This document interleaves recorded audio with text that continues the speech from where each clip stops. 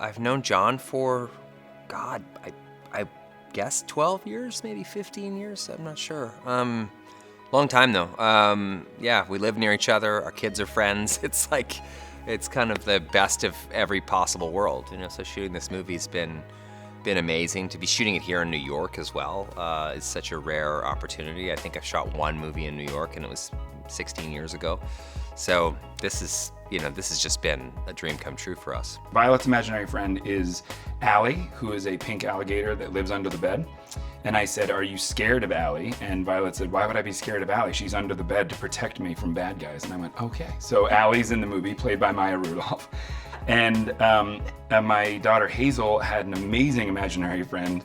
We were sitting around a campfire a long time ago, and when you first are exploring the world of s'mores, you realize very quickly that you can't leave the marshmallow in for too long or it lights on fire and falls into the fire. Hazel thought that was one of the funniest things ever, so she invented an imaginary friend who was always on fire. So it's a marshmallow that the top of it is always on fire, and he will also be in the movie too. Sing Butterfly, played by Phoebe Waller-Bridge. Devilish style, adorable accent. I'm surprised it wasn't obvious. So are there more of you? Say no!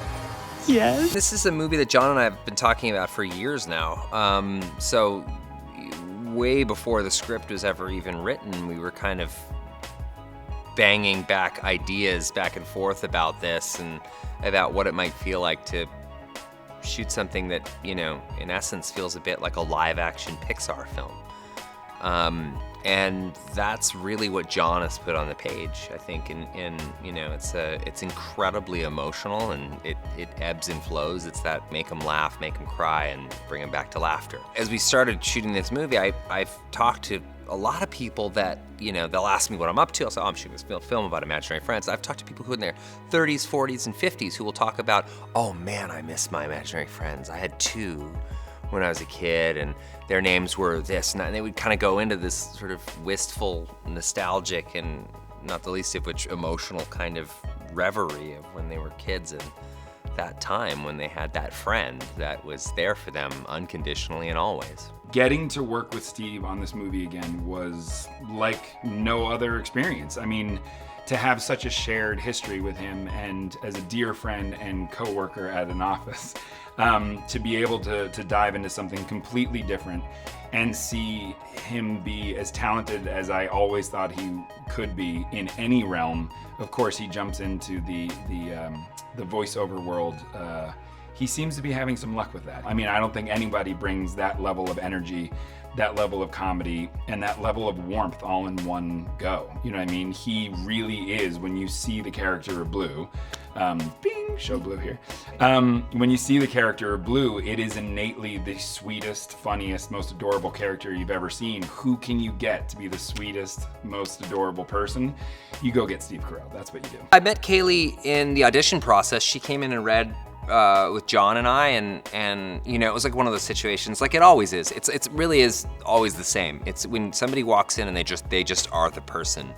You know within the first sentence that comes out of them. You just, you know, even though we'd already read with some pretty striking and incredible young actors, the second Kaylee walked in, she just spoke and you just knew. I mean, John and I kind of looked at each other. It was almost like, why continue with this charade of, you know, the rest of these scenes? And we knew right away. It is never lost on me how lucky I am to be living in this world of imagination. And this movie in particular, you know, I think before this movie, my kids thought I was an accountant. And so when they found out that I was actually making a movie about imaginary friends, they came to set for the first time and they got to experience all this stuff and sort of see behind the scenes and hang out with Kaylee all the time and get to meet the ifs in whatever form they were in at the time. And so this was the most special experience for me because I actually got to do it as a family the whole time. You know, doing A Quiet Place with Emily was unbelievable.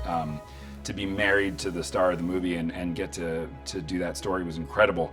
But actually to have your kids involved from the ground up. And so nowadays they're asking, you know, when does this come out and is this done? And when I explain to them that I'm in VFX and, you know, Blue's coming together and he's almost done, and they're so excited about it as if they're gonna get to see one of their friends that they haven't seen in a really long time. We've been all over New York, but huge chunks of the film take place in Coney Island, which is obviously this incredibly historic amusement park that has a great I think, a pretty storied cinematic legacy as well. Shooting in Brooklyn and Brooklyn Heights has been great.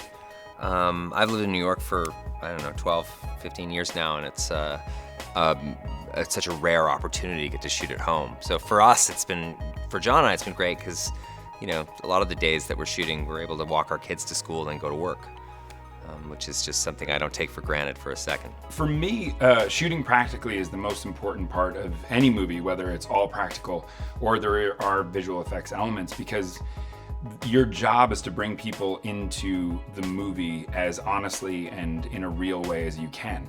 And then introducing some magical elements, even in A Quiet Place. My job was to shoot 0 green screen and make sure that we shot the movie as if it was the real world.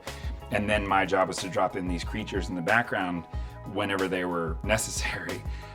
And I wanted to do the same thing. My favorite movies and my favorite directors shoot everything practically, and that is for a reason. It's to bring you into that world in an organic way. If I can bring these actors into a world that looks and feels like the real world, then you believe that these imaginary friends are actually there. For starters, you have incredible talent playing our ifs. I mean, you know, everybody from Louis Gossett Jr. to Steve Carell to, you know, Phoebe Waller-Bridge. Like it's crazy the level of talent that's attached to that. So that helps inform it a little bit, but it's been great. And you know, yeah, it's all about imagination. I mean, I've never struggled with that idea of like acting against a tennis ball as a creature or an effect, because that's our job. Our job is to place ourselves in that position regardless of what we're looking at. Bradley Cooper? Hey!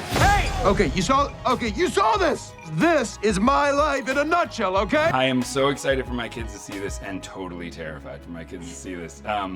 They're gonna be the most honest critics of my entire life. This is a huge, wild, fun movie, and it all comes from a place of total and pure love. It's not just fun and funny and adventurous and magical. It's also very heartfelt, because I think that when you're dealing with the things that are most important to kids, it is heartfelt. And the truth is, we all have a kid inside us. We just have to find a way to invite them to go back. And I think that that's what I'm most excited about. I had a kind of an imaginary friend when I was a kid. It was Pookie was his name, and he was like a bear, like a kind of a looked just like a teddy bear sort of thing. And my brother Jeff and I shared this imaginary friend back and forth, and it was like a really kind of a weird bond my brother and I had, and it's something we still talk about to this day. So this movie on every level really kind of resonated with me in ways that I both expected and didn't expect. One of my favorite characters is the character of Blue, who Steve Carell plays in the movie.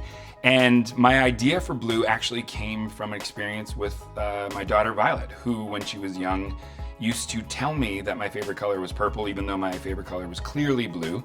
And after 2 years, I buckled. And now purple is my favorite color. So when I was creating the character of Blue, I thought, wouldn't it be fun to put that joke in the movie where this is a clearly purple character whose name is Blue, all because his kid was colorblind. And so you have the whole purple and blue joke all in one character.